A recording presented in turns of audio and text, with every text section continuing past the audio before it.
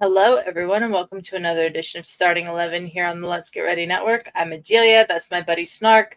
We're here to talk about the week that was in the English Premier League, where nothing happened at all. No, there was hardly any goals scored at all this weekend.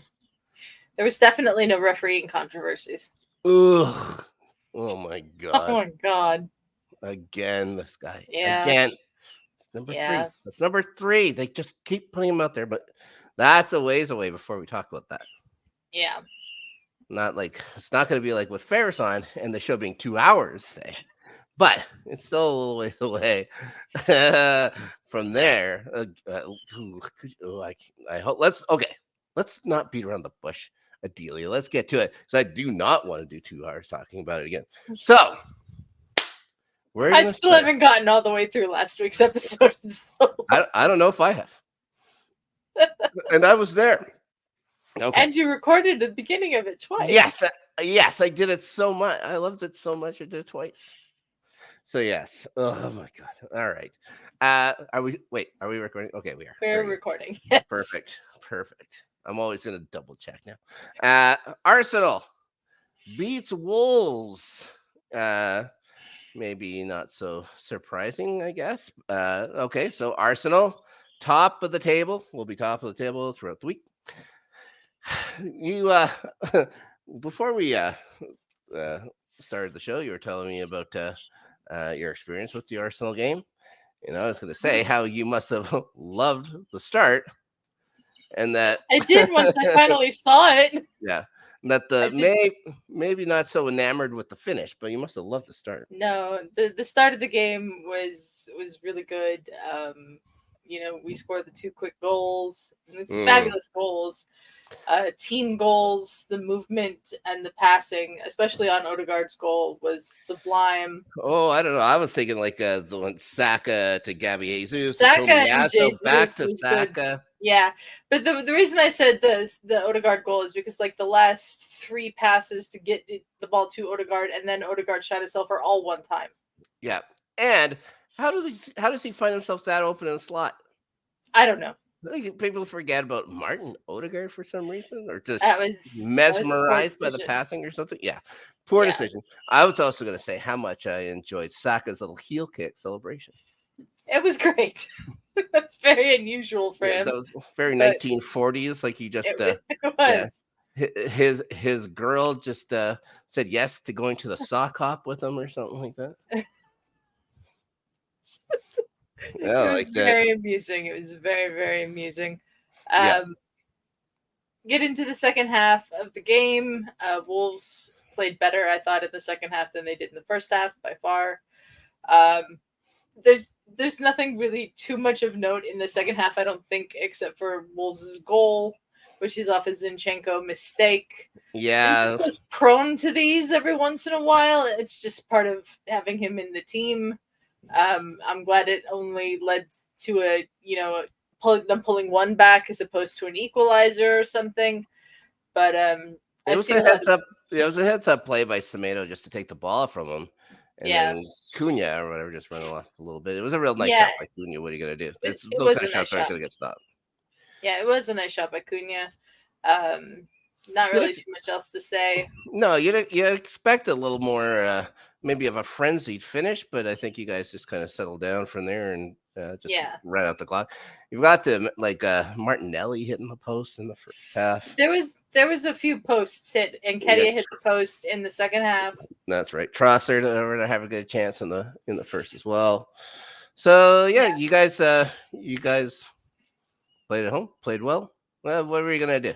I was slightly surprised at the lineup not putting Havertz in there, especially since having that front 5 attacking wise together in the Lawns game for the first time all season led to 6 goals. That you wouldn't go with that again on the weekend against Wolves. Yeah, I don't know. You guys have a heavy schedule coming up. Everybody does. Yeah. But you guys have to rest somebody sometime. Because we're gonna get to it when the thing or whatever, but you don't have to wait very long for watch your team play here. No. In fact, by the time this airs, you've already watched your team play. But that's very true. Yeah. Okay. So congrats to Arsenal. Let's start off their weekend well. Start off a night. There's nothing wrong with a boring game as long as There's you win it. not. As long as you win it, Yeah. there's nothing wrong with a boring game. And I don't think it was boring. At least the first half wasn't. Yeah, the first half was fine. The second half was, just kind of doing what they had to do to win, which is Yeah. fine. That's the tough thing to do. What they did. Those are the kinds of games that last year Wolves would have come back to tie it, and we would have had to snatch a last minute winner in. Yeah, or else somebody would have to call a bad penalty against them. That too. Mm-hmm. Anyways, next match we're going to talk about Brentford 3, Luton 1, and yeah, well, at least Luton got a win. They were Yeah. coming up a nice surprising win over Palace. They go to Brentford, who had just lost to your team and looked a little lost while losing to your team. Mm-hmm. But they came out. They don't play particularly well in the first half. The second half, I think they played pretty well. And it starts with that play by Chong for Luton with that absolute dive, trying to Yeah. sucker Anthony Taylor into a free kick. Why would you dive for a free kick in that area when you have the ball? It was very strange. It made no sense. Anyways, the ball goes to Ben Mee. He gets it to Wiss on the flank and crosses back to me. And then he gets it over to Neil Mopay. And Neil Mopay finally gets another goal. It's nice to see him get off the schneid. And then, 6 minutes later, it's an Mbumo corner. Ben Mee gets his head to it. Goes off Carlton Morris. Obviously. Like, the ball's going sideways. Hits Carlton Morris, goes in. And they give the goal to Ben Mee. Yeah, I didn't understand that one. The commentators on the version that I had were like, "Yeah, that was going in for our corner." I was like, "No, it wasn't. It It was was nowhere definitely not close. going in for our corner." That was going towards the touchline, if anything. Yeah, it was a poorly hit ball. Anyways, let's just talk about we got Ross Barkley.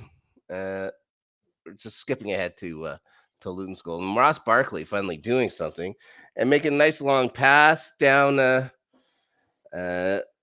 Vitaly Janelt, who makes a bit of a mess of it. It comes to Jacob Brown, and his long shot from the top of the box finds its way in. So Luton are scoring goals now. Yeah, Yeah, so that'll there's help that. them. Yeah.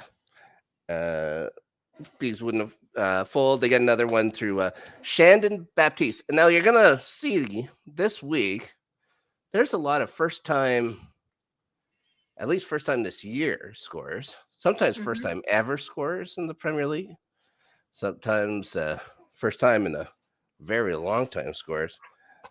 And then, Chong almost made amends, but he was way offside at the end. So, Brentford does what they have to do. I believe they're I think they're in a statistical tie with Chelsea now for 10th place. But for some reason, I think Chelsea's actually in 10th and Brentford's in 11th. Where they belong. Where they belong, if you ask me. Now, we're going to go to, I was talking to you earlier. In fact, when I say earlier, I think I was talking to you last night about this, and you have completely forgotten. But, so... It shouldn't be a surprise this week. Yeah, so I like to write my notes, as quickly as I can, following matches and stuff like that. We're talking Burnley 5, Sheffield United 0. Burnley 5. I did not watch this game live. My jaw dropped when I saw the scoreline. I was like, "What the hell happened?" You know what? You can't even say, "Oh, this is the offense that Burnley has been talking about." It's like, no, nope. Sheffield United's that bad. I have a question for the end of our little recap of this game for you. We'll get to that. But my first line that I write down, Sheffield United are a mess, and Paul Heckingbottom can't have much time left in charge. No, I was thinking that. Yeah, cut to, I believe it started last night. The tweets are coming out, and Fabrizio Romano's reported that, he's out. He got fired. and they're going to replace him with Chris Wilder. I guess Chris Wilder used to manage the club at some point, but it's I Sheffield kind of think United. he was the manager the last time they were in the Premier League. Maybe nobody cares. No one cares. Yeah. No one cares about Sheffield I've United. heard Chris Wilder's name before with Sheffield United, and that has to be the only time I would have ever heard it. So. Yeah, I don't know how he got fired. And he's saying the guy he was quoting a guy who writes for I don't know if it's the Independent or whatever it is up there, saying it's going to be an emotional return. It's like unless he quit and is coming back, it won't be an emotional. Yeah. If he was fired, maybe people are just saying anybody but Heckingbottom right now because honestly, that was the worst defensive line play I've ever seen. I have never seen worse throughout an entire game. And that, I was thinking maybe they've even played better when they gave up 8 to Newcastle. Mm-hmm. They were awful. They were awful the entire night. They had 7 yellow cards. Ollie McBurney was an idiot twice and got himself sent off. Yeah. It took 15 seconds for Burnley to score. Yeah. 15 seconds. Yeah. Jay Rodriguez got his head to Charlie Taylor's cross or whatever. One of these things, just nobody marking him. Who else scored? Jacob Brune Larson got the second. It was a nice pass from Darrow O'Shea to get there. The back line just looking just interested. Same thing with Zeki Amdoni. I hope it's Amdouni. I think it's Amdouni. Amdouni. Yes. Oh, I finally got it. I think I got it. And he just cuts through the defense. They just stand and watch. Luca Coliasho. Another one was just left alone on the side. Like how many Burnley players can you name? Coliasho. They just decided, what? No, leave him alone. Josh Brownhill gets one as well. My question I wrote, is Sheffield United the worst team we've seen since we started doing this show? Yes. I thought earlier it was Luton. Earlier this season, was very wrong. It's definitely Sheffield United, who are the worst team I've seen since Derby County was in the Premier League. I thought you were going to say like Huddersfield or something like that. Huddersfield was pretty bad too, mm-hmm. but Derby was probably the worst I'd seen. The Rams. They showed on the NBC broadcast that they're on pace to concede 105 goals this year. That would be a Premier League record, I think, by a lot. Unbelievable. They're just terrible. They're giving them up 4 and 5 at a time. Yeah, I think they've given up, I don't remember, 39 goals or something like that already. Why can't Chelsea play those guys? Why can't Chelsea play those guys? Yeah, so that's an average just under 3. So, yeah, that's crazy. That's crazy. Give up 8 goals. Give up 5 goals. Oh, my gosh. Anyways, yeah. Sheffield United, guys, the worst. The worst team we've covered. So, let's move on. We're going to go up to Nottingham Forest, where, once again, what they're supposed to do,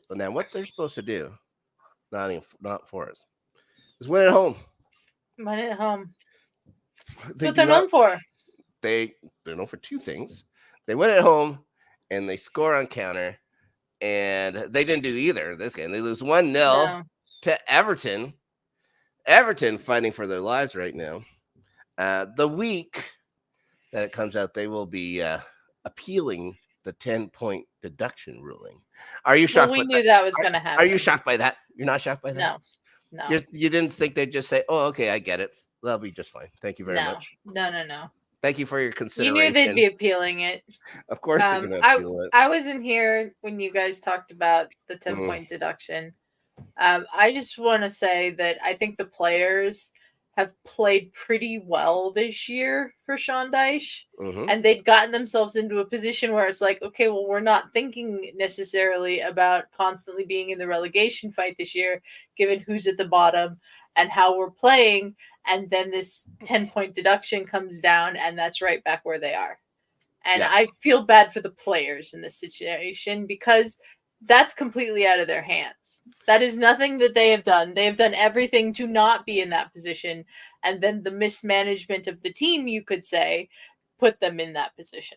In those first couple games that they played this year, they looked awful too, Yeah, and so they've really come they've back really together. turned it around. Hmm. They did not play necessarily well against Manchester United. I think that was last week, but they Hmm. played pretty well in this game against Forest. They It was were excellent. yeah, They dominated Forest. Like, yeah, and it's in a waste cloud. It wasn't, and it's Pickford and net, so it's not like it's the greatest keeper in the world, but they just they absolutely dominated them, especially the first half. This first half, yeah, they were all over him. Forrest couldn't do anything.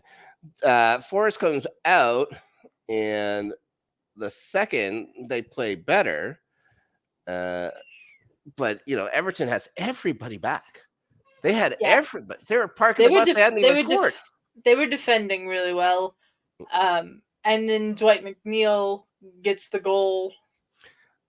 I like how Harrison has the cross, and it looks like Beto's gonna hit it, and absolutely flubs it, and Absolutely is. it just kind of falls to McNeil. Like, oh, okay, well, Yeah, thank you. just Yeah, so Harrison can takes it 100% say he was passing it to McNeil now forever. totally, totally. He was not. He definitely was not.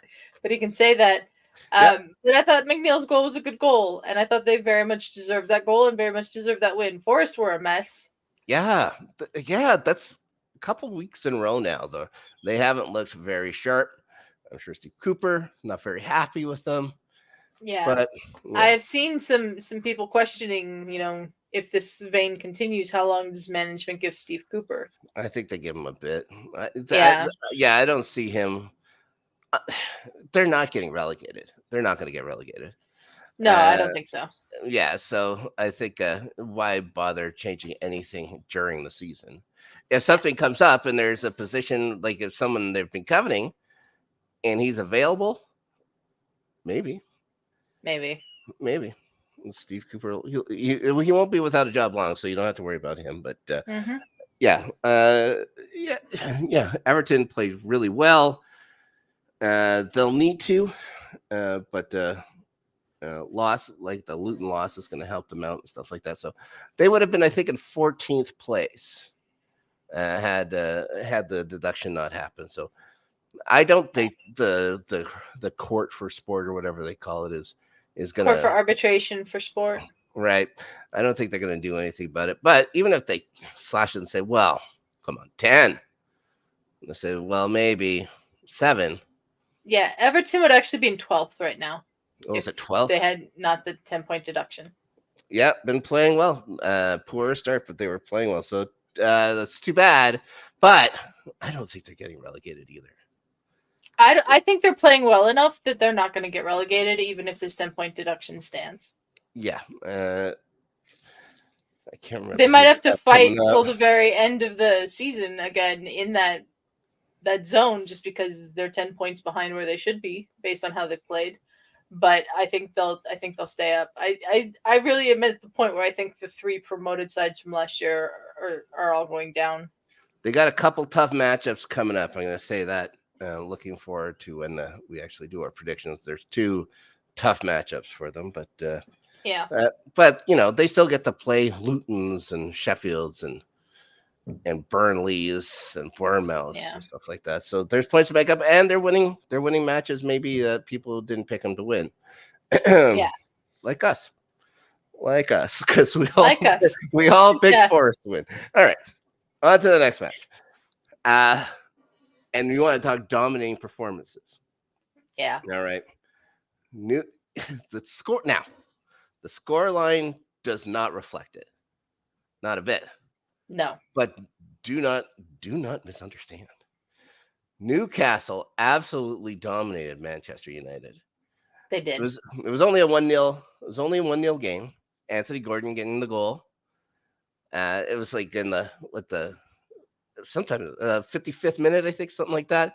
It should have been by that point 8-0, nine It 0 really should have been. Yeah, United got their first shot on net in the 10th minute. It was also their last shot on net. Yeah. They went 80-something minutes without getting another shot on net. Manchester United. Yeah. Manchester They United, who's in a spot for European play right now. I don't understand. Like watching that team, you would not think they've gotten the results that have them in that position. And Yeah. if they keep this up, I don't think they're going to continue to stay in that position. Like They can't beat anybody good. no. They're doing what they have to be, and they're picking on teams lower than them, which is fine. I mean, They're there for yeah, I points. mean, what was the stat that Manchester United hasn't beaten a team in the top 8 when they played them since like 2021 or something like that? Yeah. Bananas. It's crazy. Yeah. Yeah. Oh, I'd like to see these guys fall. They're gonna have to fall, right? They can't They're keep it. going to have They to. have no midfield. They have They no have no midfield. midfield. They Their got defense guys. is a mess. They only get charity Onana goals is through Rashford. a mess. Oh my gosh. Yeah, and this. Oh yeah, we didn't even talk about how they kind of blow a 3-1 lead midweek to Galatasaray. Oh yeah. Thanks to Hakim Ziyech. And Onana's soft hand. He has the weakest wrists of any goalkeeper I've ever seen. Yeah. Well, he's good at tackling people, which is totally legal now. It was decided Apparently so. by someone we'll Yes. talk about later.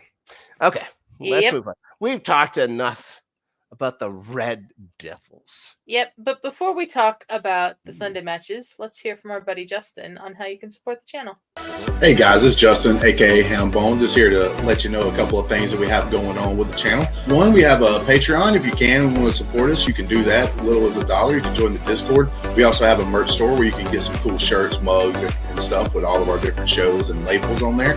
And thank you for all of our supporters that have already been there with us. And links to the Patreon and the merch store are in the description of this episode. Thank you for the support. If I was Manchester United, I'd rather start Justin's beard than Mason Mount. I mean, they have as many goals. They have as many goals. As many goals. There you As many go. goals. Oh, he's gonna freaking score against us. That's gonna drive me nuts. Anyways, next match. Oh, okay. So I don't know how many matches you consider surprise this happened this week, and this one would be probably the only one that really counts as a surprise. AFC Bournemouth 2, Aston Villa 2. This was probably the most surprising result of the weekend. Mm-hmm. Yeah, it's surprise. It's a surprise. Like they didn't win. Well, we'll talk about it in a minute. The first goal comes in the 9th minute. Semenyo's pass intercepted by Douglas Luiz, who passes to Diego Carlos at his box, only for him to give the ball to Ryan Christie, who gets it to Semenyo, who puts a low shot in just the way they wrote it up. I'm sure. Yeah, inside their little X's and O's, they're saying there's going to be a giveaway either way. Don't worry about it. Just trust me. Go to the net. Crazy. It was like it was written up. Leon Bailey ties it 10 minutes later. Leon Bailey, Canada killer. Leon Bailey, the Jamaican, ties it up. He's allowed to run. Another guy allowed to run through the box. Yeah. Just puts it far side. Douglas Luiz almost put Villa ahead 2 minutes later, but he was offside. And we're talking like an eyelash offside. Millimeters offside. This is not how it's supposed to work. No. It's not how it's supposed to work. Get rid of this stuff. Get rid of it. VAR is micromanaging the game. Play everything at full speed. Yeah. If it's off, it's off. You can look down or whatever. Don't get rid of the lines. Just have them look. It's like, were you wrong?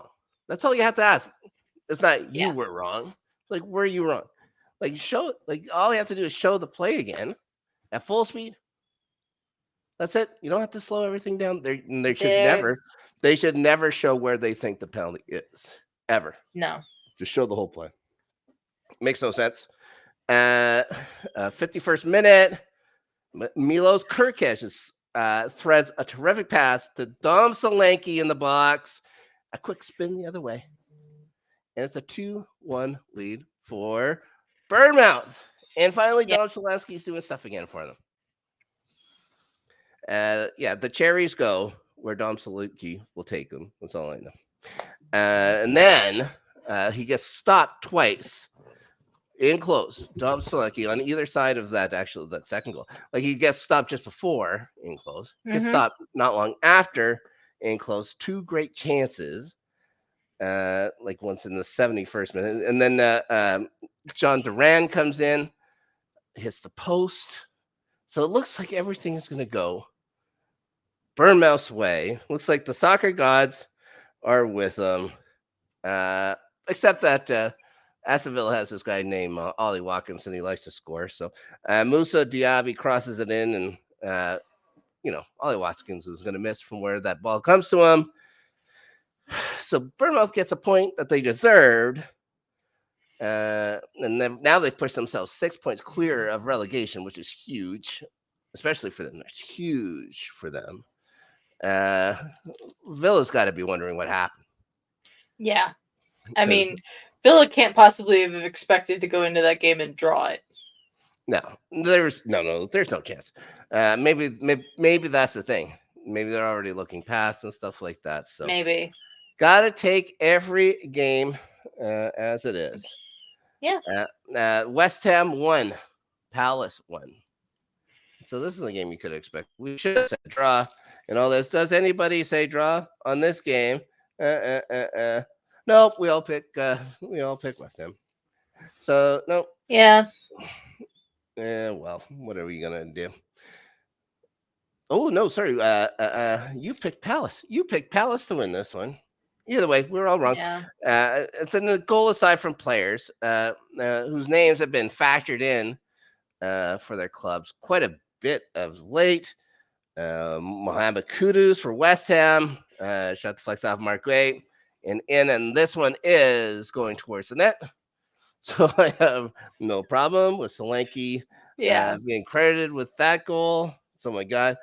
And then that's why did I lose on my stuff here? Oh yeah, it's Hudson Edward. Hudson Edward. Okay. Yeah. You ever meet anyone named Oddson before? It sounds good. No. It sounds very French. Yeah, 100% French. So real nice little dribbling in the box or whatever to set it up. Pass off Hans Ariola. A goal set up. And I like to say this a lot because I like to see if my phone starts floating. It was set up by an awful back pass by Konstantinos Mavropanos. The former Arsenal man, Dino Mavropanos. Oh, no, that was me. That wasn't. Yeah. We don't have Danny to edit your hand out and make the phone just float. Yeah, his name is a magical spell. I swear to God. Yeah. Yeah. But this game was, I will be perfectly honest. Until the last couple of weeks, when you have taken to saying his name every time you can for these recaps, I didn't know that Mavropanos played. There you go. There. I thought he was still in Germany. Like, okay. Like, there's a reason he didn't make it at Arsenal. I think people are seeing that there. Well, I don't know how long he's got over at West Ham. Yeah, 9 attempts each. Attempts. The shots were 3-2 shots. Yeah, it's not a game that you're ever wondering about. Like, if you're gonna look back on this week, think, oh, I'm gonna rewatch a game. Maybe cut the West Ham versus Palace from your. Maybe just go for the highlights of this one. Even that, if you can find them, you could get 5 minutes of your own life back. There's no reason to do that. We just told you about it. I think the NBC highlights package on YouTube for this match is like 14 minutes long. I was like, where did you come up with 14 minutes of highlights for this game? Well, geez. Well, there was that one player, whatever, where I forget who crossed it. It may have been Kudus again. No. No. anyways, the ball comes in. Suchek takes a swipe at it, and then, but it goes in. It must have been Kudus. Kudus, I think, kicks it from towards the touchline. It curls in. Suchek is offside. He takes a swipe at it, misses, but the ball goes in. Now they call it offside because he took a swipe at it. Yeah. If he could be in that offside position, and if he would have done nothing, it would have been a goal. Yeah, would have been goal. Yeah, just a strange play. Now we're gonna we're starting to get to the meat and potatoes of the weekend. We've already gotten to Liverpool 4, Fulham 3. This was an incredible game. This game was bananas. That Fulham had that much fight and had they were 10 minutes. It was 10 minutes away. But like Liverpool dominated them. Like the shots were great. Like I think they had 29 attempts on net and something like that. It's like Liverpool was all over them. And it was at Anfield, so Fulham had a lot to fight off. Salah had a goal ruled offside, and to think Salah doesn't really factor much into the scoring in this game. 7 goals is crazy. That's crazy. Yeah, it's a free kick from Trent Alexander-Arnold, comes off the bar, and then off Bernd Leno's back and in. Everybody's celebrating the goal. It's like, well, it's off the back and in. That's happened a few times I can remember. That isn't even like a new thing anymore. So no, Trent Alexander-Arnold. It's funny when he isn't on the back line that he can produce. Yeah.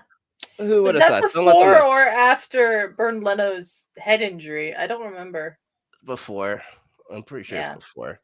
Yeah. And then Harry Wilson gets that goal back 4 minutes later with help from Anthony Robinson. And then Liverpool takes the ball back. In the 38th minute was finally a goal from Alexis McAllister. And great goal. It's one of the nicer goals you're going to see all year. It's gonna hard to top the goal, the Manchester United goal from last week, but a nice hard arcing shot and just arrows into the top corner. Like it's unstoppable no matter where you are. So, but the Cottagers level again. It's entry at Pereira's corner, headed in by Raul Jimenez. And it takes a weird deflection, falls to Kenny Tete. When VAR takes a look and it says, Kenny Tete, another name. Have I ever said the name Kenny Tete on the show? I'm not sure I'd ever heard the name Kenny Tete before this goal. I can tell you, and I like it. I like that name. I don't like who he plays for them.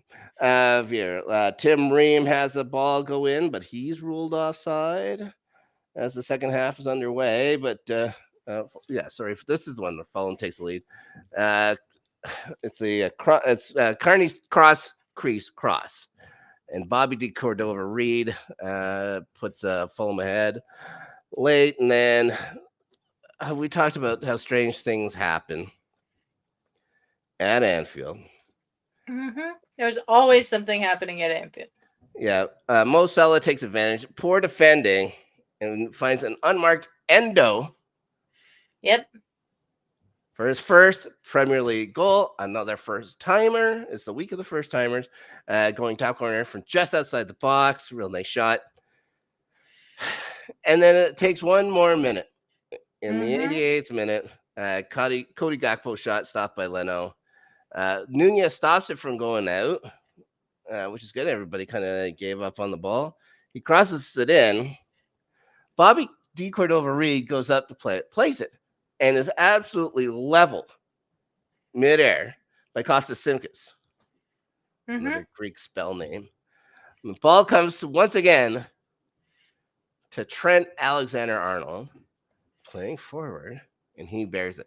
Now, I wasn't too happy about the non-call on the absolute tackle.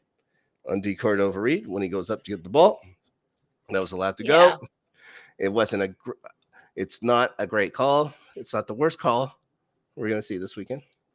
But again, it's Trent Alexander-Arnold pressed forward. He's not going to figure it out, though, right? Like, No. Klopp isn't going to figure it out. Just put him forward, right? I think the problem with just putting him forward for Liverpool is who plays in the back got in his nobody. stead. They have no one, so they have to play him there. Mm-hmm. Just like playing four midfielders or something, I guess. Yeah, if they figure it out and get somebody in January to play that spot in the back, then maybe, but I don't see them doing that. Are you surprised they don't just go to a back three? I mean, a little. Mm-hmm.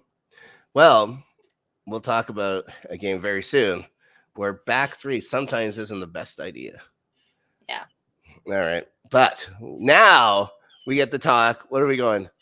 Oh, we get to talk about them. Chelsea Football Club, the flag, guys, flying high once again over Casa Snark. And coming off their worst performance of the year, and they've had bad performances. Mm-hmm. Maybe their worst performance of the last 2 years. I don't know. We lost to Leeds. I think we lost to Southampton. That's true. Southampton twice. Yeah. Yeah. Reece James and Mark Cucurella on suspensions. Now, Brighton did play midweek, and they had like Matoma, João Pedro, Pascal Gross. They're all on the bench because De Zerbi's super smart, mind you, because he knows what to do with all these players, right? Well, anyways, it doesn't matter because Chelsea is going to get on the board first from a corner. We're scoring from set plays now, Adelia. I mean, I guess. Yeah. Conor Gallagher puts the ball in. All right. It gets to Benoit Badiashile. Now, he has his body to the line. He's kind of going away from goal. Kicks the ball over his head, and the smallest guy on the pitch gets his head to it. Enzo Fernandez finally gets his first goal.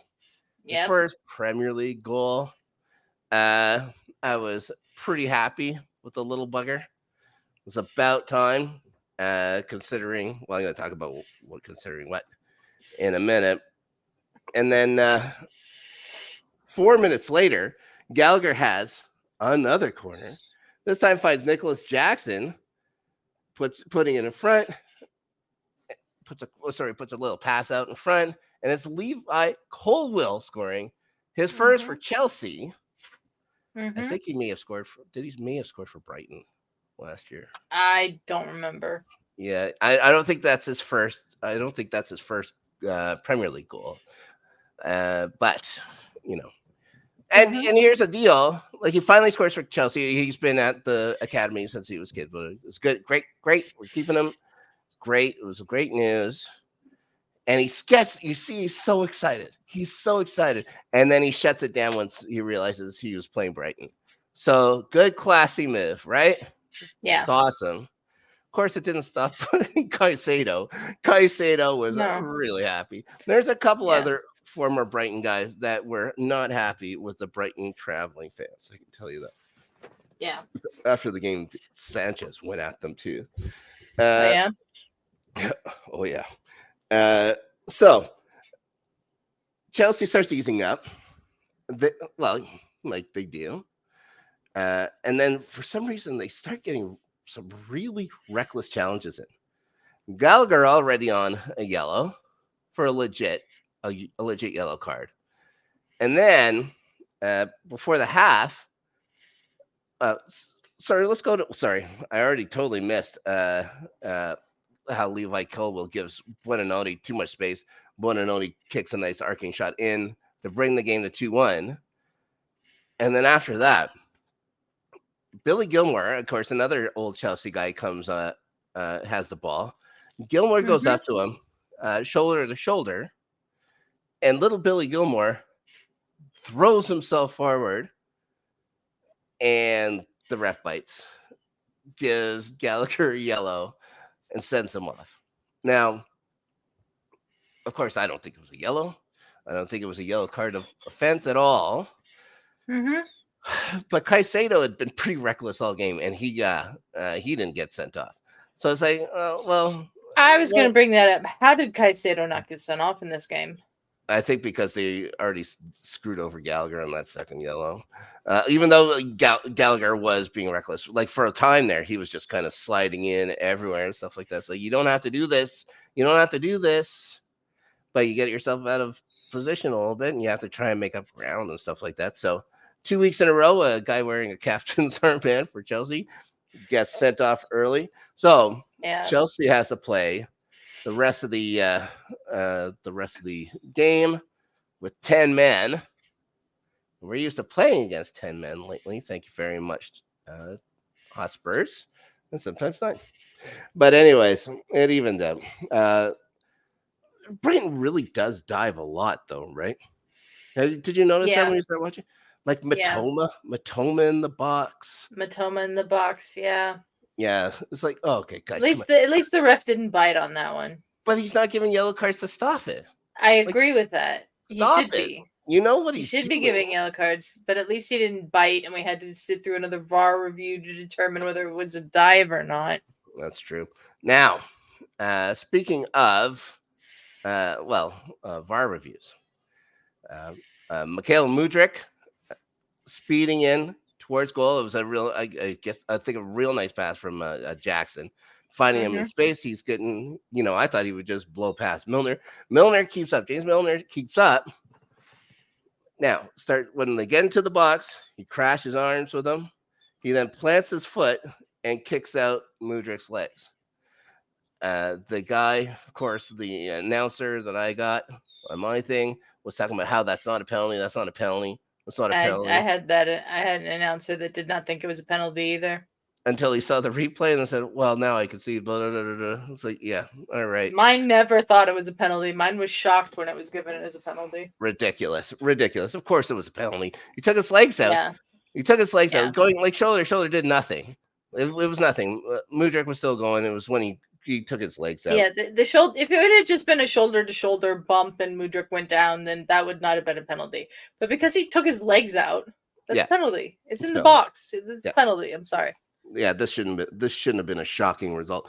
Anyways, so I figure Mudryk's got this penalty, right? Give the ball to Enzo Fernandez. I don't know if you remember, Adelia, but in the game against West Ham, with Chelsea up 2-1, a penalty is called, and Enzo Fernandez is given the ball to score his first Chelsea goal. And he gave maybe the worst free kick in the history of the English Premier League. It was frigging awful. It was bad. So he gets the ball again. This was better. Yeah, I was not confident. I wasn't confident at all. But good for him. He steals. He looks straight down. He doesn't do any kind of weird jokey moves and stuff like that. He goes forward and puts it right down the goddamn middle. Jason Steele had already moved out of the way. So Chelsea down a man, up 3-1. Actually, could have points been like 4-1. Jason Steele made a really nice save off of Nicholas Jackson and close as well. But Sanchez makes a couple nice saves as well. A late goal. Just as the 90 comes over or whatever by Brighton to make it a little interesting, and then about 8, they give 10 minutes. Yeah, I was surprised at the 10 minutes. They gave 10. They played 14. Yeah, because of a 4-minute VAR for a handball in the box. That was definitely not a handball in the box. A handball in the box. That VAR made him go look at. Yes. Okay. Like, this could have very easily... Okay, the ball hits him in the head. It doesn't hit his hand. It hit him in the face. It hits him right in the face. Why does VAR need him to go look at that to confirm that it was an error? Why can't VAR just say, no, it hit him in the face, and that be that? That Brighton was going bananas about this. Brighton was going bananas. They're like, okay, all right. Okay. So legally, I have to tell people I'm not a doctor anymore after everything that happened. But one thing I do know, the thing on the end of your arm is a hand. Mm-hmm. And the thing right here that I talk out of is a face. Yeah. It was like this, and the ball hit him in the face. I can understand a little bit that because the arm was up like that the ref thought perhaps it had hit The ref the didn't arm. call it. The ref didn't call it. No, VAR called him. The ref called the penalty. Oh That's no, why I VAR thought got involved. I thought VAR called him over to take a look at it. No. The ref Oh called my the god. penalty. Okay, that makes more sense now. I thought Yeah. I thought they were like stepping in and saying No, the referee called the penalty. unbelievable. And then I don't understand why VAR can't look at that and then just go, that hit his face. You don't have to come look at it. It's not a penalty. Because I also thought, like, when he went over to the box, he's coming out and he points. He did. He pointed. And everybody thought, oh, he's giving the penalty. What the hell is going on? Because it clearly hit his face. He pointed to the keeper? And Brighton were confused as to how they didn't get a corner out of that. But apparently the rule is, they were saying on NBC, the rule is that if there is a VAR overturn of a previously called penalty, it starts with a drop ball. So it's not a corner, even though it went off his face and out for a corner. But it had to be a drop ball, which is a dumb rule. They make things so difficult on themselves. They do. They really do. And to think Greg Pawson wasn't the most dumb referee that actually refereed a match that day. Yeah. Because as much as I love Chelsea, and I love them, we need to talk about another match. One more match. Oh, man. One more simple match to go. Simple? This is not simple. This was not simple. Nope.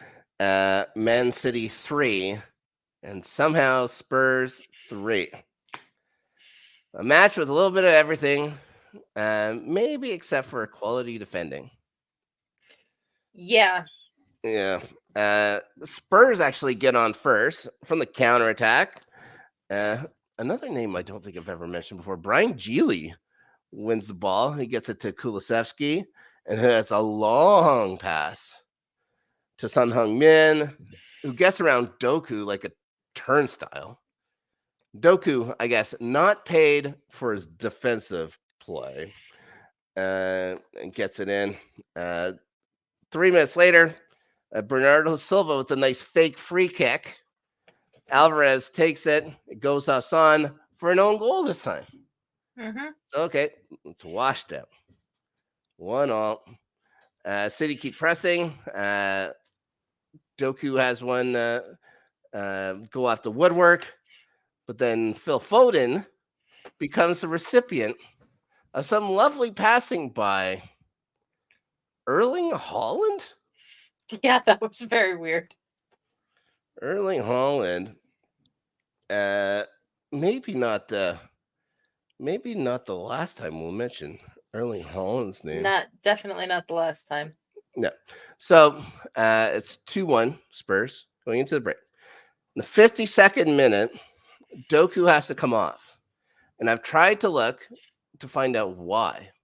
I don't remember him going down even, but they were saying on NBC it's an injury, but I don't know what kind of injury. Yeah, that's all. Like if it's a knee injury, that's not good.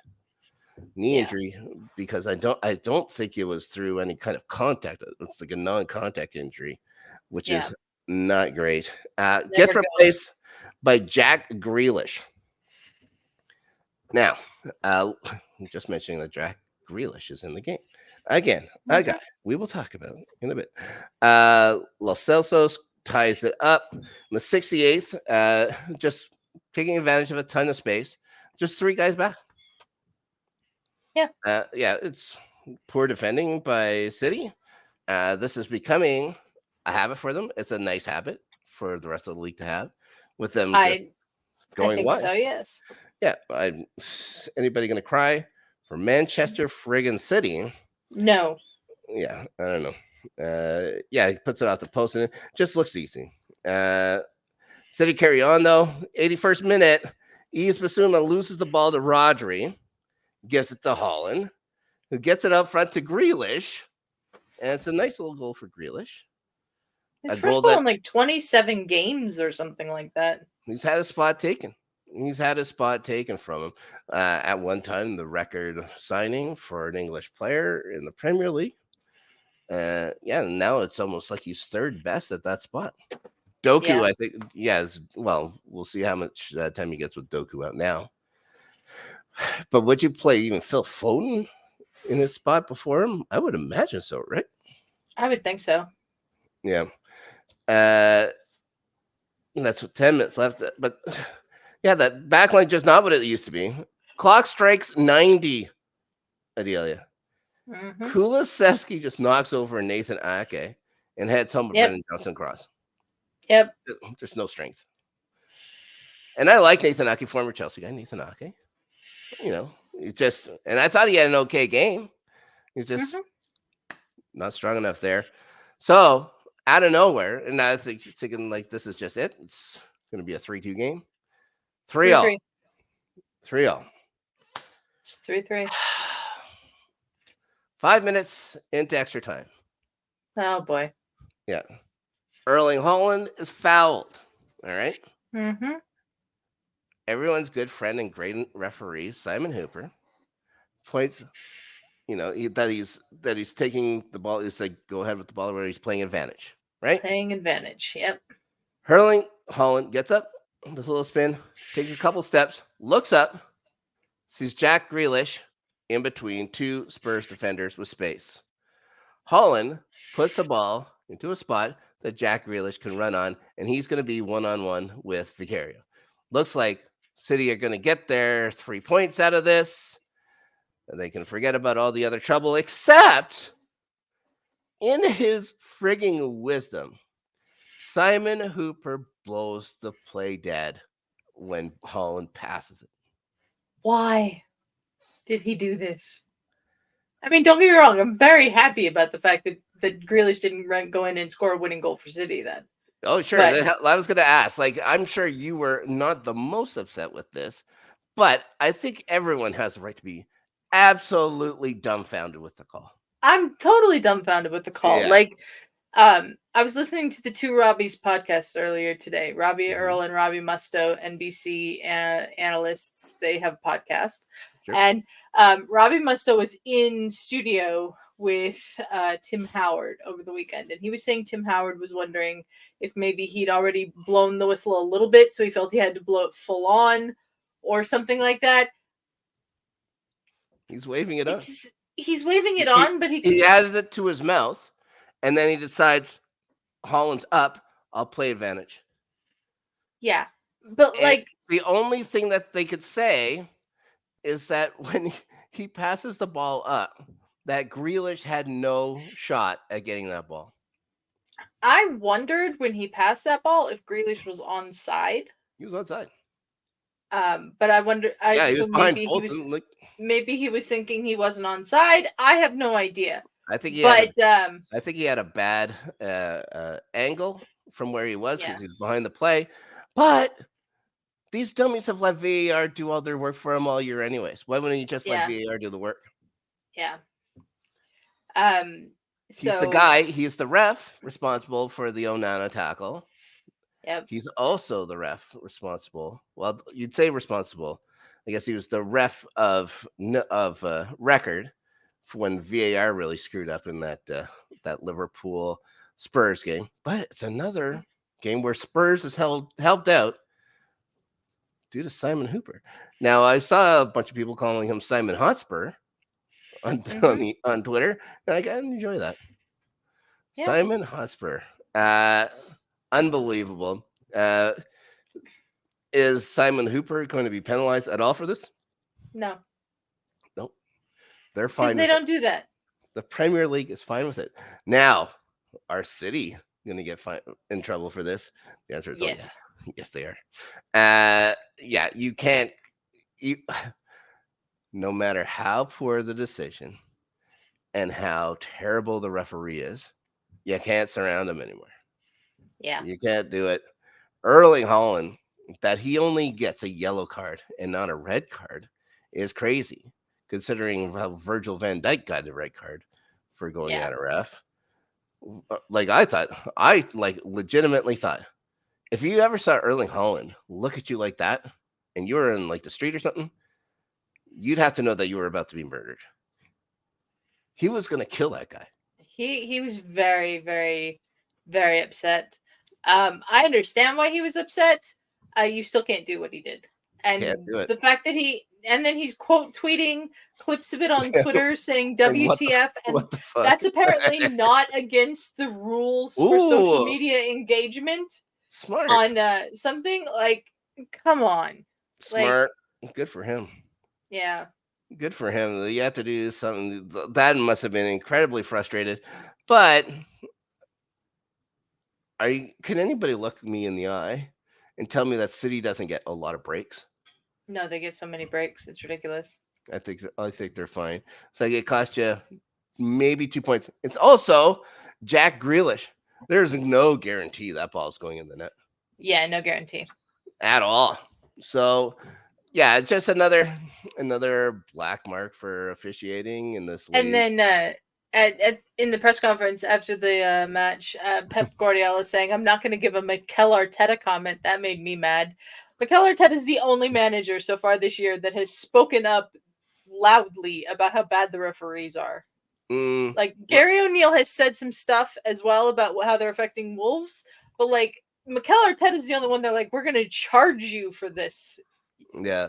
De Zerbi has said that he doesn't. Yeah, De Zerbi hates 80% of the refs, and they did 80% nothing. Yeah. They did nothing about that. Mikel Arteta speaks the truth about the referees, and suddenly we are going to charge Mikel Arteta. It drives me nuts. So, Peps, I'm not going to give a Mikel Arteta comment. Like, he didn't have to say that. Yeah, I thought it was kind of funny. It was not. to be fair. Yeah. Well, again, he's a guy who's been around. Plus, City cannot get into the business of saying bad things about the English Premier League right now. No. Because they may be in for it. But, like I said to Ferris, I doubt they do anything until after the season. So we'll see. We will see. But yes, Simon Hooper, there's an echelon, It's like Anthony Taylor and now Simon Hooper as the two worst officials in English football. The reason why, like, you have the biggest league, you get the best players. Screw this having to have English refs. Go get the best refs. Just go get the best refs. Yeah. English refs, if they want to go to Saudi Arabia and then back or whatever again, fine. But they don't get to play. They don't get to officiate in the Premier League. Just go get the best refs. It's easy. Then also no one can say like he grew up a Spurs fan and look how much he helps Spurs. It just makes sense. The optics maybe not great. Anyways, that's it for the week. Now, we're looking back. We all did predictions last week. And turns out we have a clear winner, even though there was three of us going. You set yours in. You were on assignment. Mm-hmm. It's good to see you're back. We'll say that the winner by 1 point over the both of us, currently not in this room. So by process of elimination, you can guess who won. I don't even want to say it. I can't even say it. I'll say it. Ferris won. Okay, Ferris was fun. All right. Now, because of when we record the show, there will be 2 games finished by the time we start. By the time you watch the show tomorrow on Tuesday, or moving on from then. So we had already predicted the 2 matches for the December 5th games Wolves and Burnley, Luton and Arsenal. And we all said Wolves. And we all said Arsenal for some reason, Adelia. Well, I mean, it's Luton. Yeah, Okay. but it's at Kenilworth Road. So what? They're on a winning streak there. No, they're not. I thought they just won. Didn't they just win their last game there? They lost this week, but they were away. Was that game they won at Kenilworth Road? I have no idea. Yeah, against Palace. So let's move on because there's a crap load of games this week. They have to There fill are. them in. They have to fill them in. Everyone's playing twice, so we're starting with Brighton, Brentford Ooh. at the MX. I'm gonna go Brighton She's just going because with they're the- at home. She's going the home team, BRI. I'm going to go with Brentford because I just don't trust Brighton anymore. BRE. Palace and Bournemouth. Again, Palace. another team you really can't trust in Palace. But they're at home, so I'm going to go with Palace as well. Fulham is at the Cottage against Forest. Fulham. Forest, who isn't living up to their name. I'm going to say Fulham as well. It's initialed FU on the thing, so it's pretty nice. Pretty nice to me. Okay, Sheffield United and whoever is going to be might just be a placeholder manager for the week. Get to play Liverpool at home. Liverpool. Yeah, this one should not be in any doubt. If there is something wonky here, I will laugh hysterically all week. Me too. Yeah, Villa gets to take on Manchester City, both coming off maybe uninspiring games this weekend. City's got some key suspensions in that game too, don't they? Mhm. Rodri and I forget who the other person was that got suspended. But Villa could only manage a tie against Bournemouth. Yeah, but I might go Villa. I was hoping to persuade you off it because I was going to go for Villa as well. I think this is a game when City just hasn't looked like City. Yeah. Villa's really well coached, and I don't expect that same kind of effort, especially at home, and especially the City when they got to be sharp. So yeah. Now the match I'm waiting for: Manchester United at Old Trafford versus old blue eyes, blue faces, blue whatever, Chelsea. Chelsea. Damn right Chelsea's going to win this match. Man United are just terrible. Our midfield is strong. Yeah. And we might be getting someone back for it yet. Well, we won't have Gallagher. I can tell you that. Nope. So he doesn't get to hang out with his old buddy Mason this week. Or he could hang out with him. Can't hang out with him on the pitch.